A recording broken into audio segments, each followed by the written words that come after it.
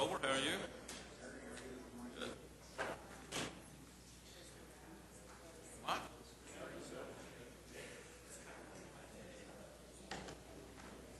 Good morning and welcome to City Hall. Scott Morris is the pastor at South Point Community Church. He'll lead us in the invocation. Afterwards, I'll ask Councilman Shadid to lead us in the Pledge of Allegiance. Would everyone please stand? Thank you. Would you bow as I pray? Gracious Heavenly Father, thank you so much on behalf of everyone here for the blessings in our lives, in our city, and in our country. Your word teaches us, Lord, that we should pray for your wisdom in our lives and also to pray for our leaders. And so today we do that very thing. We pray for our leaders, our mayor, our city councilman, and all of our city officials today, that wisdom from heaven, God, would be their guide today, that you would guide their decisions, that you would bless this agenda today. Lord, we thank you for the blessings of our state, and we pray that your hand would continue to bless. Lord, we also pray for rain in our state. We know that you are in control, Lord, and that your hand can open the heavens, and we pray that for our state today. We pray for peace in personal lives of our city officials and everyone here today. We thank you for the blessings to get to work together in a career, Lord, that helps people. And we pray that you would give them wisdom, that you would bless them as they make decisions that affect all of the lives of those in our city. And Lord, through this, we give you thanks. We thank you that you are in control, and thank you for allowing us to be a part of what you are doing. In your precious name we pray. And everyone said, amen. Amen. Amen. Pledge allegiance to the flag of the United States of America and to the republic for which it stands, one nation under God, indivisible, with liberty and justice for all. Call the council meeting to order and note it's Councilman Marr's birthday today. Happy birthday, Councilman. 50's not so bad. From the office of the mayor, we'll start with this, three appointments, items A, B, and C. Could I have a motion on those? Cast your votes. Passed unanimously. And then item D and E are travel for the mayor and council to Washington, D.C. Cast your votes. Passed unanimously. We're on to item 4. It's the Journal of Council Proceedings. Item 4A is to receive the Journal of Council Proceedings for January 15th, and item 4B is to approve the Journal of Council Proceedings for January 8th. Any comments or questions on the Journal? All right, cast your votes. It passes unanimously. And item 5 is request for uncontested continuances. Mayor, just one this morning on page 9, under items, individual items, zoning case item A8, PUD 1476 at 16300 Northwestern. The applicant has requested that this be deferred 2 weeks until February 5th. Again, that's item 8A8 PUD 1476. All right, any other requests for uncontested continuances?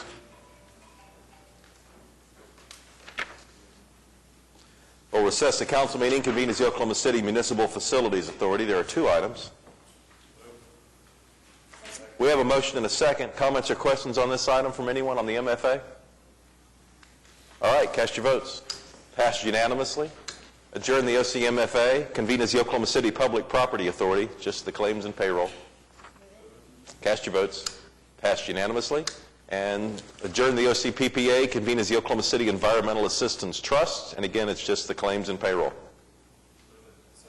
Cast your votes. And it passes unanimously. Now we'll adjourn the OCEAT and reconvene the council meeting with the consent docket. All right, do we have any individual considerations?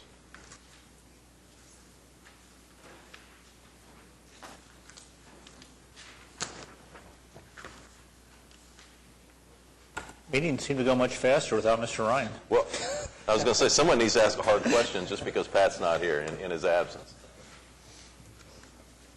Any other comments on the consent docket? It is pretty lackluster today. All right, any comments or questions from the audience on the consent docket before we vote? We have a motion and a second? Yes. All right, cast your votes. It passes unanimously. We'll move on to the concurrence docket, which is lengthy today. Lots of school projects on there today. Isn't it really nice to see? We have a motion or second. Any comments or questions on anything listed in the concurrence docket? Item 7. All right, cast your votes. Passes unanimously. Now we're on to item 8. These are items that require a separate vote. We start with a series of zoning cases. The first is in Ward 3. It's an ABC issue at 5215 Northwest 10th. Larry? Yes, thank you, Your Honor. Has anybody signed up to speak on this? This is an item that has to be done in order to take into account that there is a residence area that is in close proximity to this existing club. I move for approval. We have a motion and a second. Any comments or questions on item 8A1? All right, cast your votes. It passes unanimously. Item 8A2 is also an ABC issue. It's in Ward 2 at 10904 North May. Ed? It's for Cholinos. It has staff and planning commission approval and no protests. I move for approval. Any comments or questions from the audience on item 8A2? All right, cast your votes. It passes unanimously. We're on to item 8A3. It's a zoning case in Ward 8 at 8200 West Memorial Road. It's currently a planned unit development, and it would become a new PUD. Gary? I'm sorry. This is Pat's, isn't it? Is the developer here on item 8A3?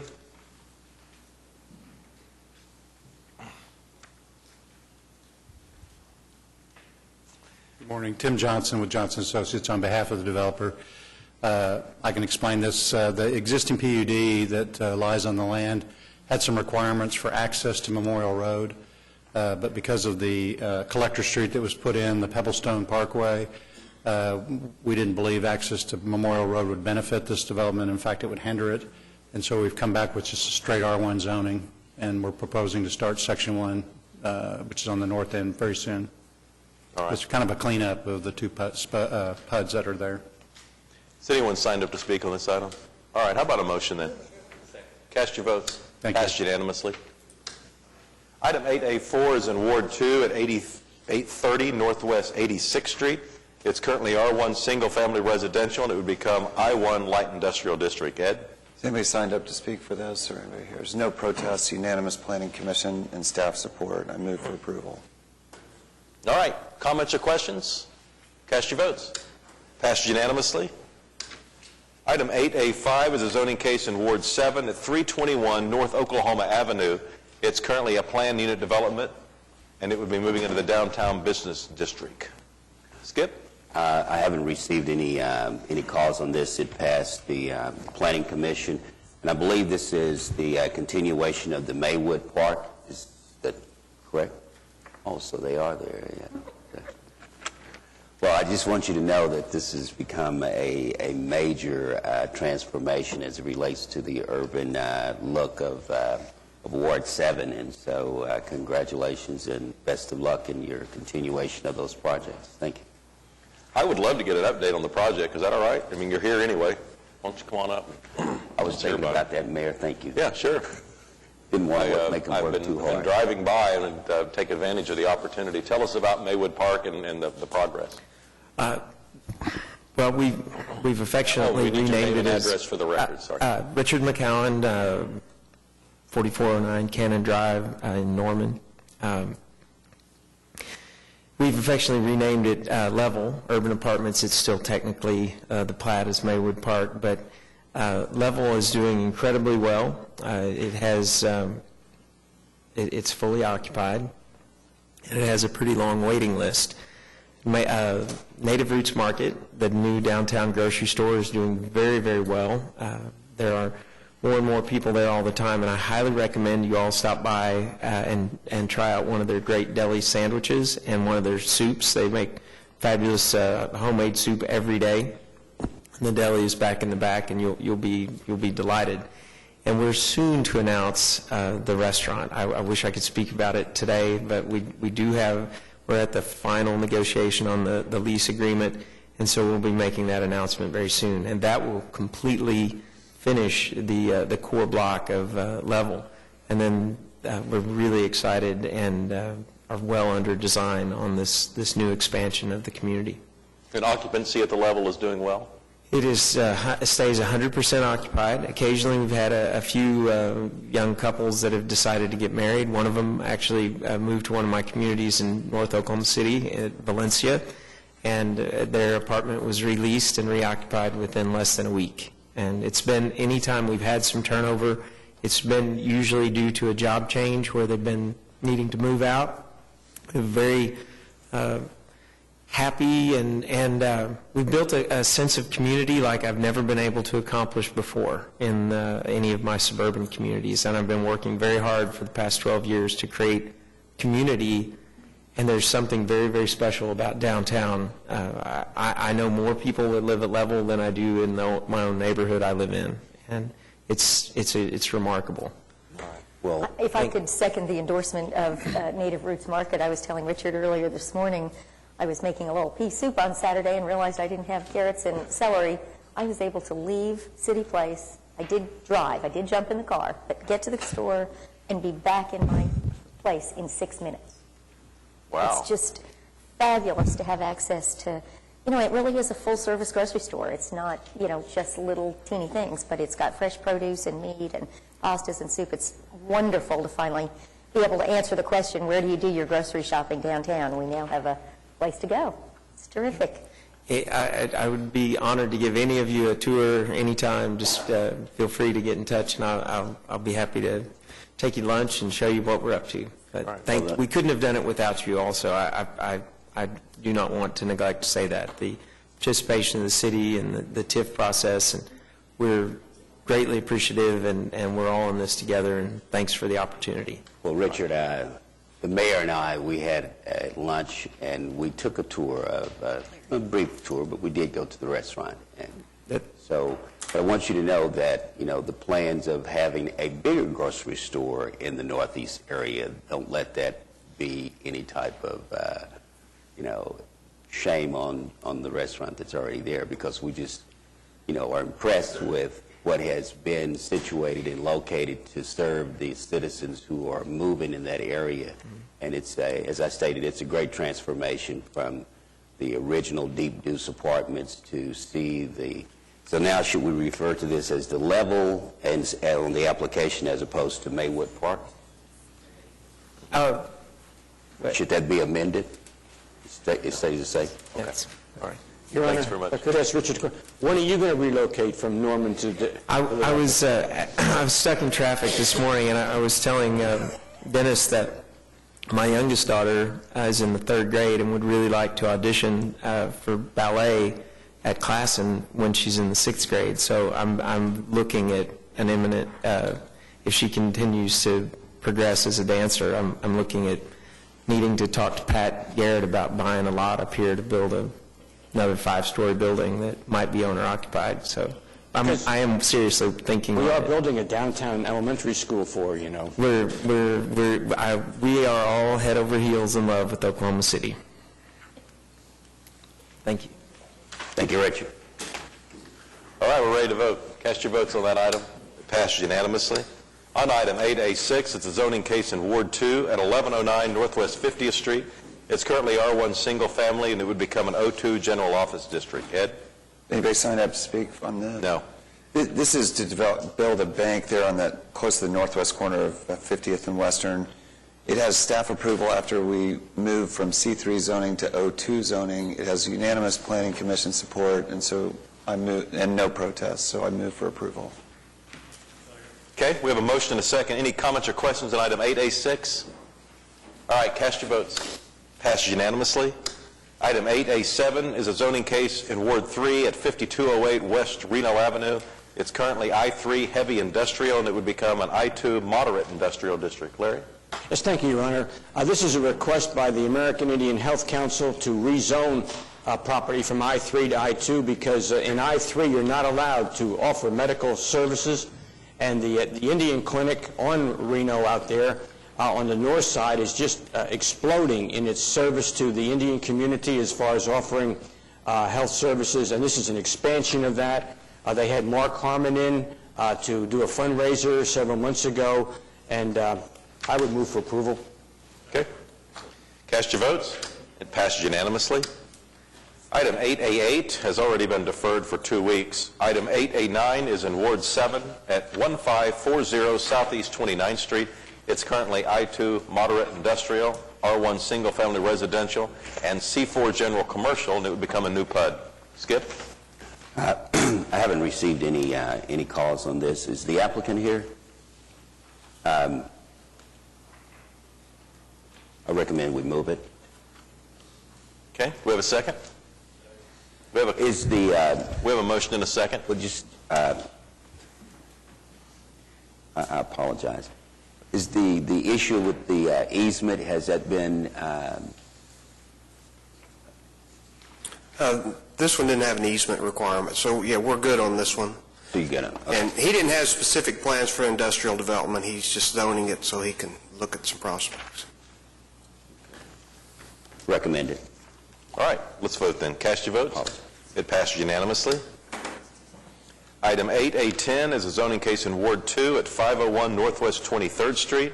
It's currently NC Neighborhood Conservation District, and it would become a new simplified plan unit development. Ed?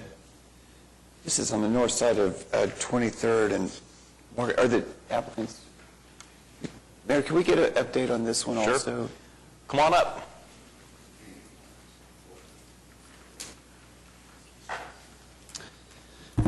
Good morning. Good morning. We will need your Council, name and Mayor. address for the record.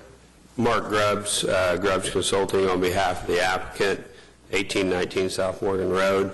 The purpose of this SPUD is to rezone the property for the redevelopment of much-needed redevelopment of the existing buildings that front 23rd Street and the existing buildings that front Walker in the back. Currently, the intended use for the vacant lot will be parking to support the redevelopment of that. Be happy to answer any questions if you have them. And you will, I guess we're going to take the parallel parking off of 23rd and you'll make pedestrian improvements, sidewalks. Yeah, well, we were standing out there, if you're looking down that alley or if you're standing there on 23rd Street, feels really crowded. Traffic moves pretty fast on 23rd Street right there, so it's our intent to take that parking off of the street, and then we're going to buffer it with like some planters and stuff, make it feel more walkable there. Right now it's a narrow walkway, and then you have the parking there, and believe me, you don't want to open your door there. It's so just make it feel more walkable there. Well, I'm very proud of that, and I for that reason, for the whole thing, filling up the vacant lots and this mixed-use development, just two big thumbs up, and I'm very proud of this development. I move for approval. Sounds great. All right, thank you. Any other comments or questions on this item? It's item 8A10.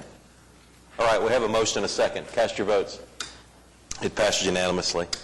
And we're still in Ward 2 for item 8A11. It's at 8815 Northwestern Avenue. It's currently C3 Community Commercial and I2 Moderate Industrial, and it would become a new SPUD. Ed? This has staff and unanimous Planning Commission support, no protesters. I move for approval.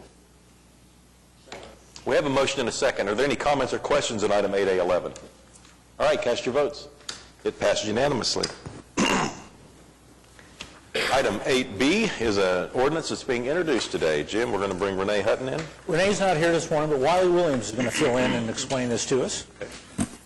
The ordinance before you, we received notice from our Denver tax lawyer around January 10th that we had to have some changes made to our ordinance to comply with the IRS, and we had to have them done before January 31st. So it's on today for an introduction, and it'll be brought back next week for final approval with an emergency, because we need to have it in effect in order to keep our tax exempt status with our retiree plan. The changes have to do with the making sure that a health plan includes our self-funded plan. So we're striking the word insurance in the ordinance and just making it health plan, which will then include our self-funded plan, and to make it sure that the term dependent has the same definition that's required in Section 152 of the code. All right. Okay, we're moving this on, and I guess the vote will be on January 29th, 1 week from today. Yeah, a week from now. Right. Okay. All right, cast your votes. Passed unanimously. Let me ask you a question, though, anyway. Will there be any impact on the people that are the beneficiaries of this plan? Does it change? It changes nothing. I didn't think so. It's really just clarifying the definitions that are already in place. We're on to item 8C. I understand we do need executive session on this item? Yes, sir. All right. How about a motion to move into executive session? Cast your votes. That item moves into executive session later in the dais. And then item 8D, I understand we do need executive session. Yes, sir. All right. How about a motion there? All right. Cast your votes. And that item also moves into executive session. Item 8E is claims recommended for denial. Is there anyone here wishing to speak under any item listed under 8E, claims recommended for denial? Has anyone signed up to speak? All right. Looks like we're good to go up on the motion. Cast your votes. Passed unanimously. Item 9 is claims recommended for approval. Is there anyone here wishing to speak on any item listed under item 9? All right, how about a motion? Cast your votes. It passed unanimously. Item 10 is items from council. Skip, you want to get us started this morning? None, Mayor. All right. Meg? Yes, Mayor, I just wanted to encourage everybody to attend a public meeting that's being held to visit the new design work on the public park. And it's at 6 o'clock this coming Thursday at the Ron Norick Downtown Library. So everybody and anybody interested in seeing the development of our downtown park design, please join us at the Norick Library at 6 o'clock Thursday. All right. David? Pete? Okay. Larry? Thank you, Your Honor. I'd like to thank the neighbors at Windsor Forest for their hospitality to my wife and I last week at the meeting. And just to piggyback off of what Richard McCowan said earlier about the sense of community that's going in on the level, that's what these neighborhood associations are intending to try to do, is to create a sense of community for you and I in our neighborhoods. So I'd just like to encourage all the neighbors to get involved in a neighborhood association. Meridian Hills has a meeting tonight and look forward to seeing them. And just get out with your neighbors and work together, and let's build Oklahoma City from the neighborhood up to a better community. Thank you, Your Honor. Ed? I guess I would maybe just ask for, I'd like to be better educated on the effects of the drawdown from Canton Lake. We had a good discussion last week, and then I understand the Canton Lake Water Association came and met with us. Marcia had a meeting with several people from the Northwest. There were some state representatives and some local representatives from up there that she met with, I believe, last Wednesday or Thursday. So after that, I guess the Gazette wrote an article about our discussion last week, and then that association wrote a very lengthy, blistering response into the comment section and raised a number of issues about the ecological and economic impact of our decision-making. And I guess I'm wondering if maybe we could have a presentation on the impact and the factors that go into the drawdown. We'd be pleased to do that. Obviously, it's a large issue. We'd be happy to. More public education on this is a good thing. So we'd be happy to, in the next week or two, to bring back a presentation on this. Great, thank you. And we may have some rain next week. It's a long-term forecast. I would like for that presentation to be a little bit more global than just Canton. Yeah. I have some concerns about how when we trotted out the conservation thing, I would like to see that talked about more as a permanent way of dealing with water rather than a rationing thing. I know that we didn't use the word rationing when we made our press release, but the press picked it up as rationing. And my thought, and this is, I've been talking about this for at least a year now on the Water Trust, is it isn't rationing. It's just a new way to use water. We're not going to. It's not a rationing system. It's a conservation system. It's not that we don't have the water. It's just that we don't want to continue to use the water in a way that doesn't treat it with the respect that the water supply needs to be treated. And I know maybe I'm talking to the press, but I would just like to see that that emphasis as opposed to the rationing side. And one of the things by including the situations we have at our local lakes and the situation at Atoka, McGee Creek, Sardis, all in one presentation, I think would illustrate that we're not an island. When we take water, it matters to other people. It makes a difference to the way they conduct their lives. So I maybe expand that presentation a little bit if we're going to do it next week to include some of those thoughts. We'd be happy to do that. I mean, society is evolving and on a lot of areas, and we now, most of us have dishwashers and washing machines that use less water than are out there. There are choices on commodes as to how much water you can use in those, and not all have bought into that concept, but more and more are. There are zero-scape techniques out there where you can do great landscaping without using the heavy amount of water. There are sensors that you can have on your sprinkler system that will not allow it to run if there's so much moisture in the soil that we can implement. The problem is we get apathetic, and we go out there and we've got our sprinkler system set and we just let it run whether we need it to run or not. And that's bad in the residential area, but it's really even worse, I think, in the commercial area where you got folks. And we're a little bit to blame for that because we've required higher and higher landscaping requirements with what we've required on the commercial side of things, and that's a good thing. But we need to blend that with smart water use landscaping concepts that still look good. They don't need to have water poured onto them day after day because a lot of they get the sprinklers on the commercials, they get offset a little bit. The next thing you know, you're watering the street, other things. So. There are issues, but I know I've got neighbors that they're running their sprinkler right now in Bermuda every day, and that's just not necessary. So Jim, could you address the efficacy of what their at Canton Lake Association is putting out publicly is that we're saying privately that the even odd watering doesn't really lead to a reduction in water consumption. I mean, can we talk about options that we have and whether that measure in particular works and what other options there are? And sure, we can talk about some of those things. Thank you.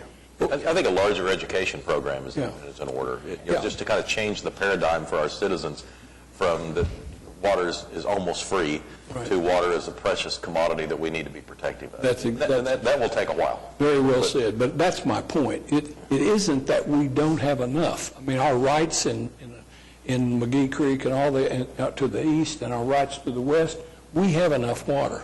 We just have to, I shouldn't say it again because you said it better than I can, but that's exactly what I want to do. That's exactly what I think our message should be, and I'd hope that the press picks that up because we're not talking about a water crisis in relation to the whether or not we have water.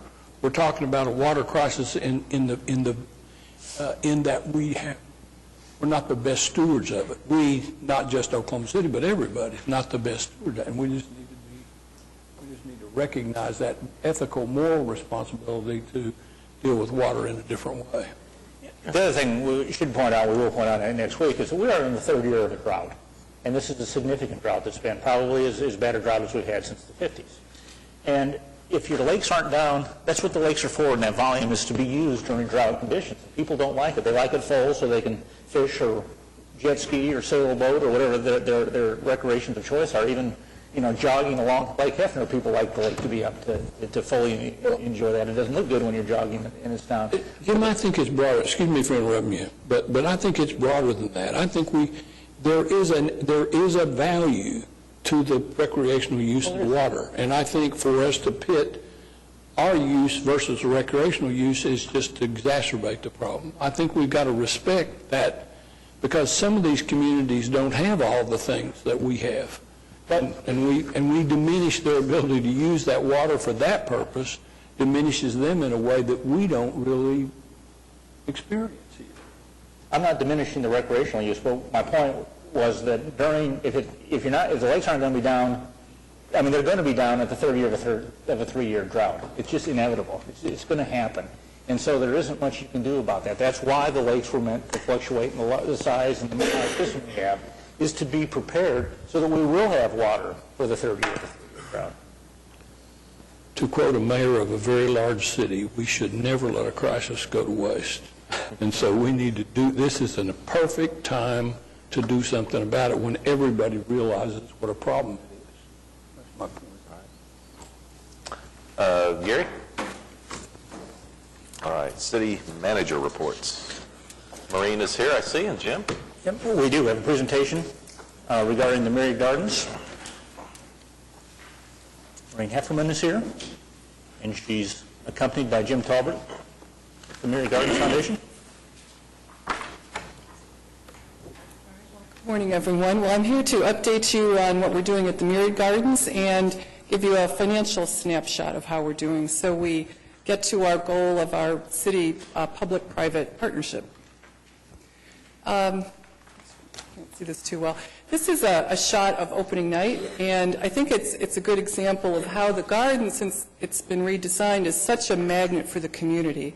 And clearly this has become a tradition already, just the second year in, and people love it. And the garden works so well for a huge event like this and also for individuals. So I think that the success of the design really is very apparent in this shot that is such a community-type event. And this is a shot that also represents community in the summer when we have lots of events and concerts and programs, and we want to really do more and more cultural events and arts events, and they attract such a diverse audience, and it's a great place for people to gather together at the gardens. And as individuals, it's a wonderful oasis. It's a real green spot in the city, so from families to individuals to enjoy the gardens. We don't have numbers on the numbers of visitors because we can't really count the outside visitors, but more and more, there are just hundreds and hundreds of people at the gardens all the time. And the window box on the lower right is a feature where, to me, the most important part of my job is making sure the gardens really develop its potential as a beautiful, beautiful public garden. So this coming year, you'll see a lot of new plantings, new features, and just the example at the bottom are the window boxes that we added that are really charming and beautiful and add another dimension to the gardens. And this is my gratuitous, pandering, cute shot. That dogs, we get lots of dogs. There's lots of people moving downtown, and they have pets, and our dog park is just full of pets all the time, and that's a lot of fun. So here's a snapshot of how we finished our year last year, our last budget year. And this is just to say that we ended with a surplus, and that surplus was in large part due to the grand opening back in October 2011 that Devon really subsidized and sponsored. So they reimbursed the gardens for a fair bit of that cost, or almost all the cost, and that's why we show surplus for that budget year. But you can see, just looking in as a benchmark, that how we've grown. Our membership level, our grant income was very modest. It was only $25,000. Our rentals were only about $123,000. And you'll see, as I give you a snapshot of how we're currently done, that we're really growing and developing both our earned revenue and our fundraising so we can meet our budget goals.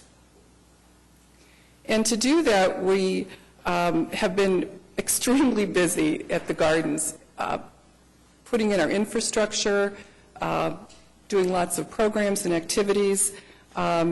We have a number of new horticultural things. One thing you'll see this year is we've put in a new vertical vine system in the gardens. A lot of the concrete surfaces that you see around the lake and the Crystal Bridge, we used some money to buy a vertical vine system, which is really, really progressive. And you'll see a whole collection of vines this summer, so people can learn how to soften structures. It helps with temperature control, and it should be really beautiful. And so we are establishing a vine collection.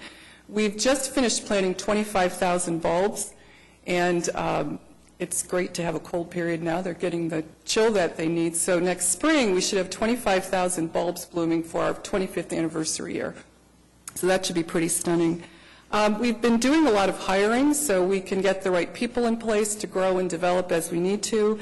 We've been creating more marketing and communication items and all kinds of new programs, which I won't go into, but I've listed those on the right there, and I think a lot of you have been to them throughout the year.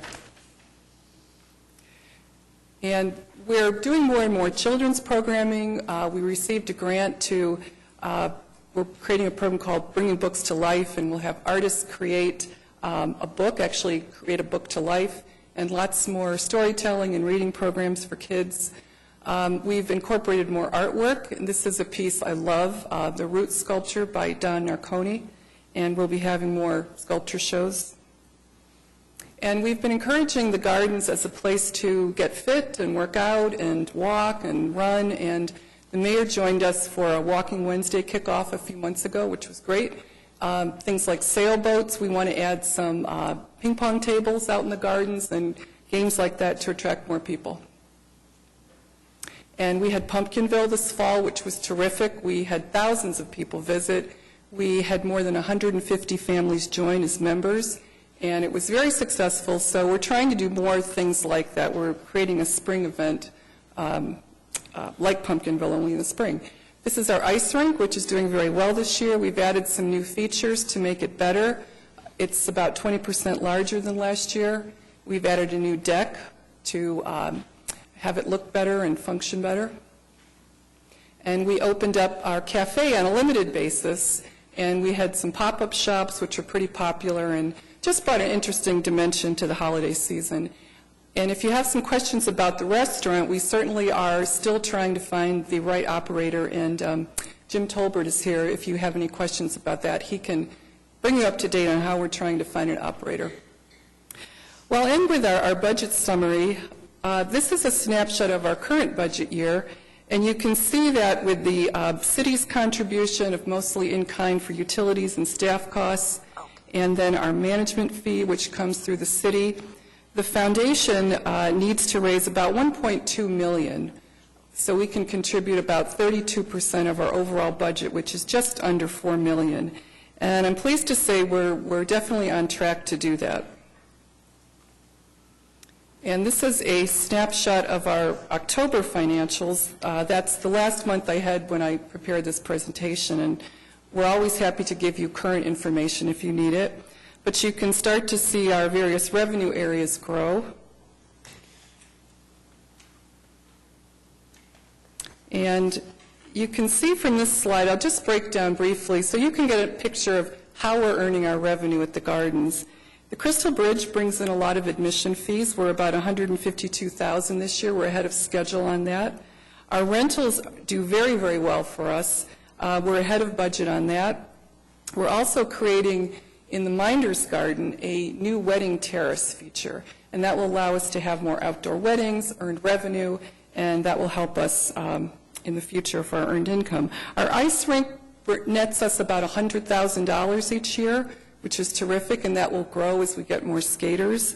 And our restaurant, again, once we have that in place, that will earn us revenue.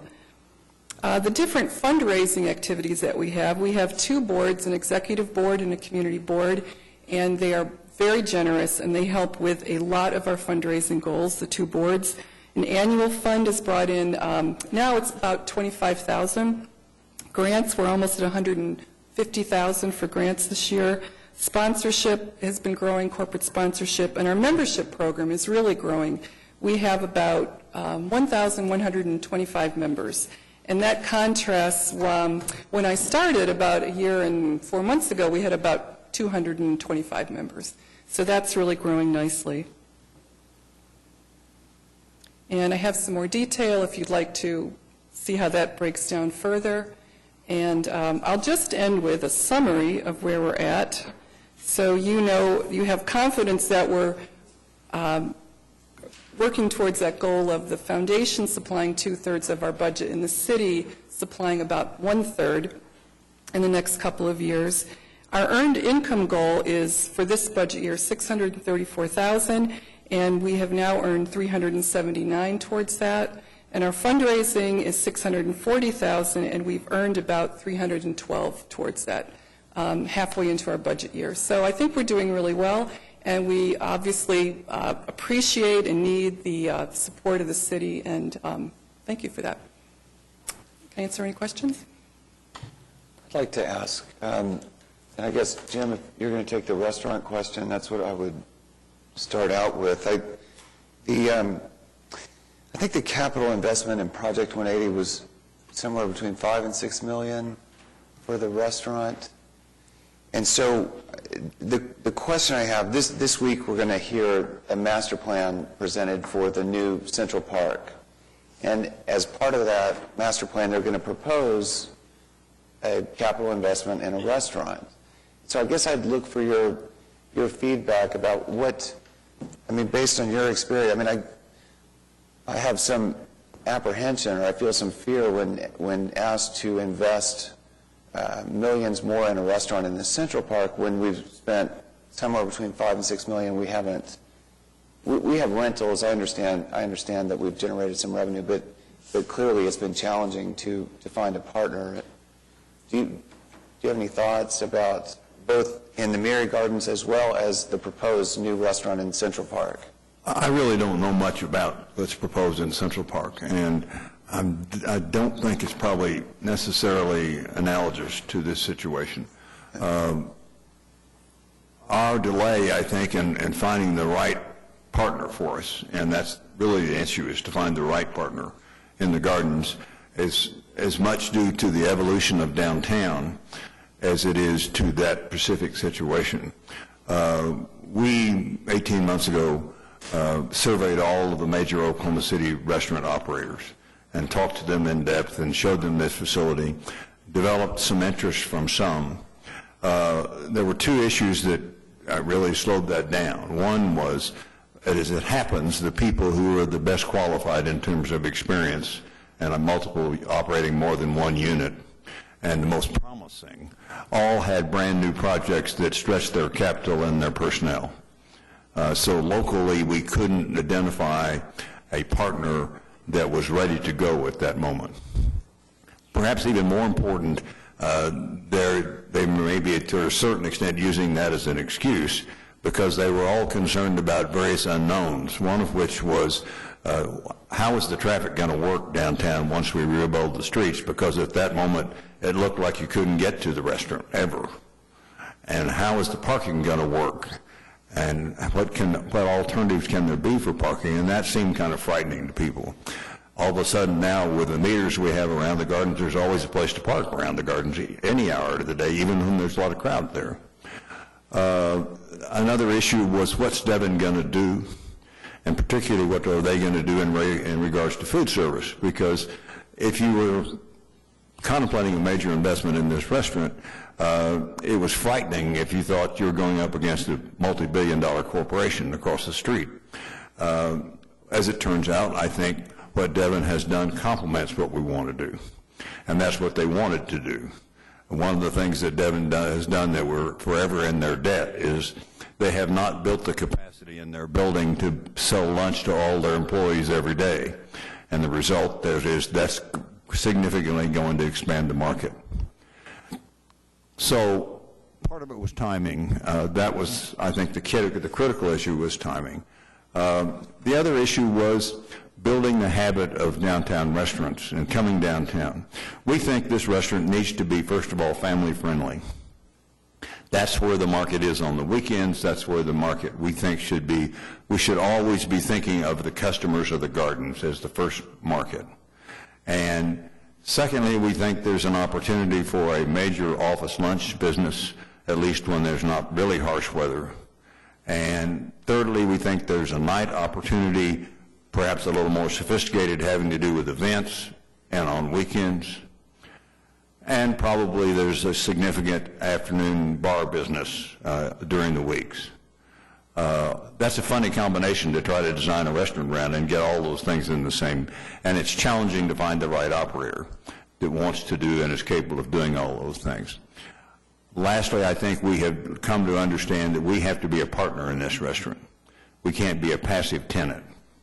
There's not going to be an opportunity for us to just rent that space and take $150,000 a year and watch it grow.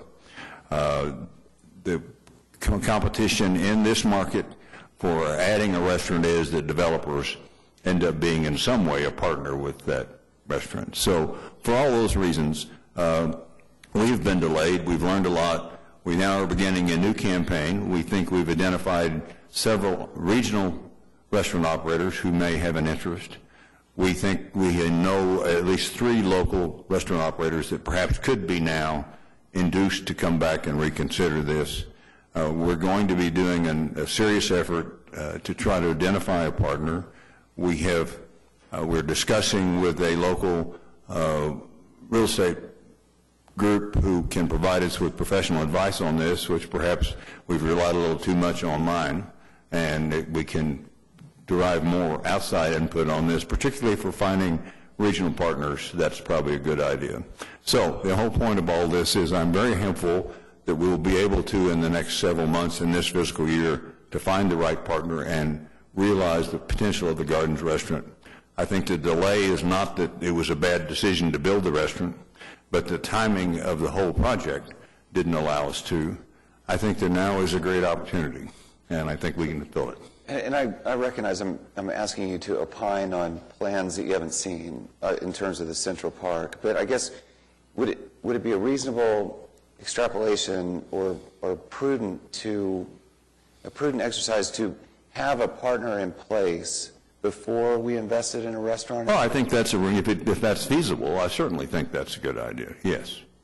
If that, I don't know whether that in the order of things can be done. It couldn't have been done very well in the Gardens, but that may be possible in this situation. Okay. Mr. Tolbert, thank you so much for your input. As you explained the various factors that has been some of the challenges on the restaurant, is it possible to get completely out of the box that the restaurant was initially visioned for, based upon the challenges that you've already faced, and more than likely some of those will continue to be a challenge? But knowing what the restaurant business is downtown Oklahoma City, of course, at 2 o'clock, most of the restaurants very few of them still serve as far as lunch or any afternoon meals. So you got that downtime till maybe 5 or 5:30. Weekend is pretty much the same for downtown. And I have been in discussions with the other consultants on the other park, and that was one of the issues that I addressed, was the fact that I think that people who come to a park are not necessarily coming to a park to have a sit-down dinner.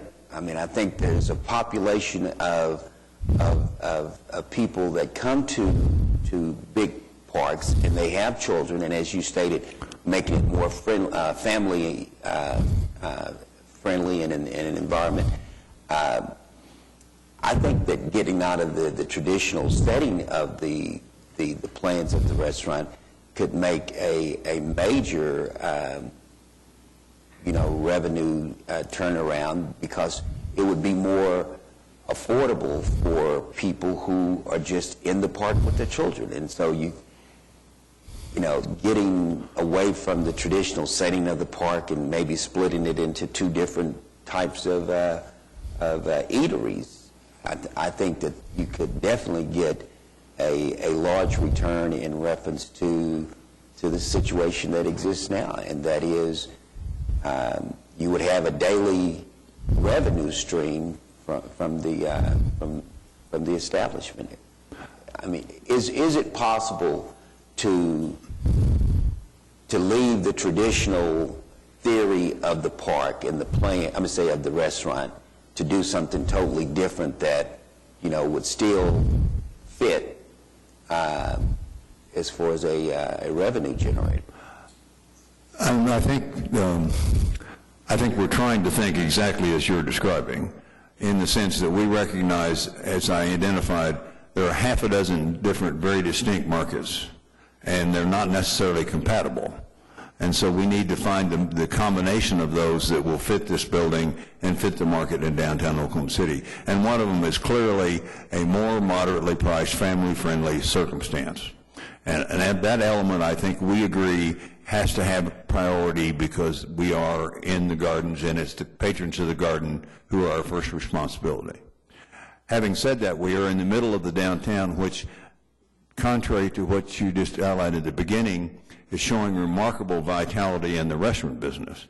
The restaurants in the Devon Tower at both the carport and in the food court and on the 50th floor are all big successes. There is a proposed restaurant, another proposed nighttime restaurant in the center city that I think will be announced shortly. The more expensive restaurants in Bricktown are doing well. The night business for events, people coming to the basketball arena, people coming to the concerts, is significant. That keeps, for example, the Museum Cafe prosperous at night. So I think there's an opportunity for a combination. I think what we're going to do has to be unique, and it has to fit our particular situation.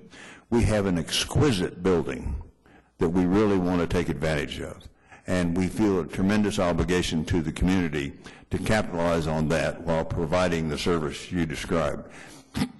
Frankly, I don't think, and I don't want to mislead people, in the intermediate term that this is a huge revenue source for the gardens. I think it'll be a revenue source, but I wouldn't be surprised if we make more money in 3 months running an ice rink than we will in a year running a restaurant for a while.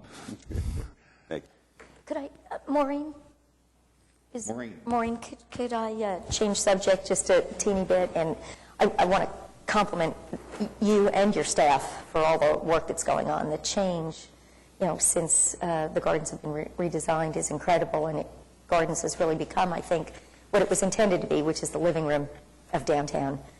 And I want to, express my appreciation and encouragement that we continue to not just focus internally on building a beautiful downtown garden, but we really stretch ourselves with partnerships and engagement with all of these other great downtown entities to become really a more significant part of the downtown community. We've made huge strides, but I think as we've kind of overcome a lot of the changes, you've spent a year and 4 months, we're so delighted you're here, rebuilding your organization and creating the ability to accomplish so much. I hope now that we're focusing externally as well as internally and working on collaborations and partnerships with the arts communities and others to be sure that we're using the gardens to the fullest. Yeah, I think we have the staff in place now and the internal infrastructure to do just that and to make the gardens really, we have a lot of work to make the gardens more beautiful, more plants, a lot more things like that, and certainly many more programs and community partnerships, absolutely. Great, thank you. Mr. Mayor, I have one, could I make one more comment?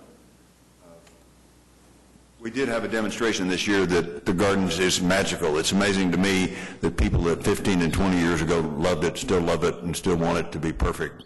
And the most significant of that demonstration of that was Herman Minders has given us a gift of $400,000, $200,000 to further enhance the garden with his name on it on the northwest corner, and $200,000 for our endowment. The fact that Herman has done this following up his unprecedented gift that he gave to the city 15 years ago of $500,000 to do that corner shows the remarkable interest that people have in Oklahoma City. We didn't even really solicit this. This is Herman stepping up and saying, I want to do this and I want to do it right, and I want you all to have the funds to do it right.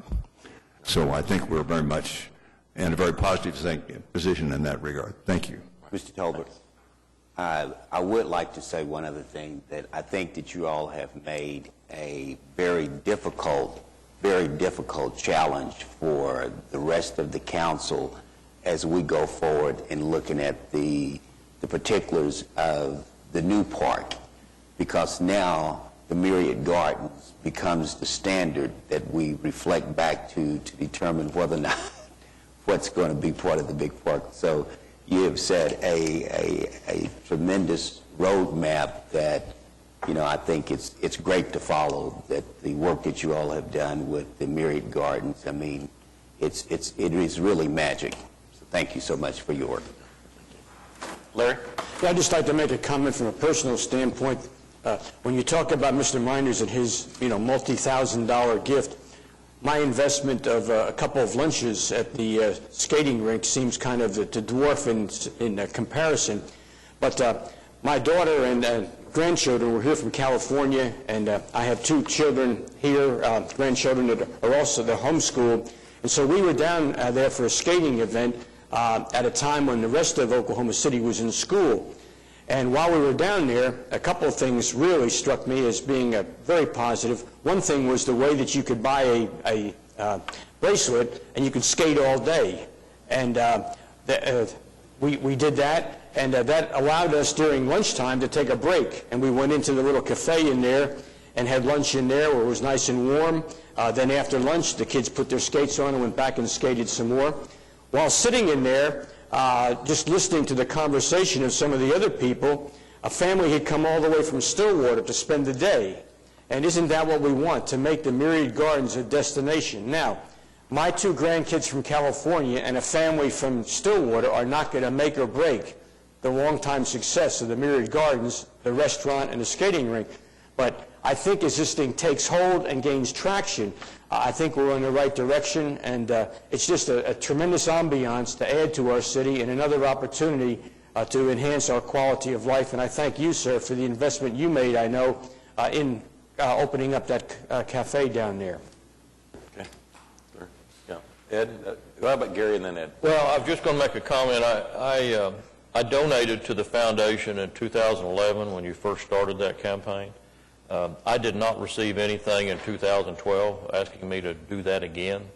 I don't know whether I'm the exception or if there was something that fell through the cracks there, but you might want to look at whether you sent the donors, previous donors, whether they all got something asking them to redo that again. Ed? Okay, over the next few months, Jacobs is going to be studying a streetcar route. Do you have an opinion of, maybe this is too much in the weeds, but where a transit stop or a streetcar route would best serve the Myriad Gardens? I would say probably, I think the Chesapeake corridor, Reno and Robinson. I think people tend to walk from the other directions, but I think that corner would benefit from a stop. So Reno and Robinson would be? At the Chesapeake Arena, because everybody seems to go there for big events and come to the gardens later. And if they're parking downtown, there's parking garages in the downtown area, but that corner seems to be kind of an orphan for nearby parking garages and things. So I would probably say that corner. So when Jacobs is talking to stakeholders, I would hope that they could have a conversation with you about how that... Yeah, that would be very helpful. One thing that came up in the last public meeting on the park was the idea of maybe having parking meters around the new Central Park and having that be a revenue generator. Mm-hmm. And there was some pushback from some members of the audience. Can you expand on how that's parking meters have worked and what you think the impact might be around the new Central Park if we were to do that? Well, once people have got the hang of the parking meters, they're fine. I mean, it took a little while for people to understand how to use them, but I mean, the parking around our place, we don't really get a lot of, well, parking's always an issue. Now that there's more parking, that has helped a lot around the perimeter. In terms of the new park, I think that the key thing is that if there could be as much parking as possible around it, so you can get in your car, you're there, you can walk right to it, not having to go to a garage, I think would be optimal. I mean, I think our big complaint is people don't come to the park if they think they have to go to a parking garage and then walk. I think the idea of the walkability is a big attraction, I think, for our place, and I would suspect the park too. Okay, thank you. All right. Thanks, Maureen. Thanks, Jim. Also under city manager reports, we do have the December hotel motel tax collections report. And then we also have a transit system analysis that's there. A few months ago, the council directed us to bring in a consultant to evaluate the transit system, existing transit system, to make it more efficient. David Greenwell off the top sat on the selection committee, and I think Councilman Shadid and Councilman Salyer attended that. We selected Nelson Nygaard Consulting Services to do the study, and in here we talk about the tasks and the time frame for those tasks as we move forward. And the hotel motel tax numbers are really good. They are indeed. Yeah, up 11% year to year, and rates are up 5.2%. It's very strong. You can't blame people for building hotels, but we really need to keep an eye on that, because we can get overbuilt. We have executive session. We'll be back.